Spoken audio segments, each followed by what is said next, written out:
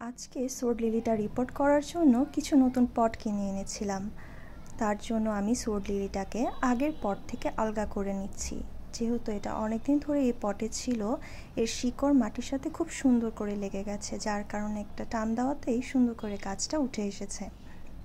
এখন আমি শুধু সাইড দিয়ে 3 ইঞ্চি পরিমাণ মাটি দিয়ে ভরাট করব, যেন আমার মাছের জন্য উপর থেকে 4 ইঞ্চি আর সাইড থেকে 5 ইঞ্চি জায়গা রয়ে যায়।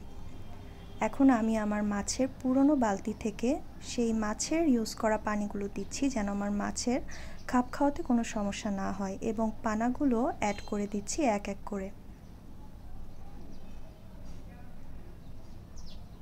এখন আমি আমার গাপ্পি মাছগুলো এখানে ছেড়ে দিব। এখানে অ্যাডাল্ট সহ মোট 14টি গাপ্পি মাছ আছে। তো মাছগুলো দেখা যাচ্ছে। এই হলো ফাইনাল লুক। আর কালকে পানিটা স্বচ্ছ হয়ে যাবে।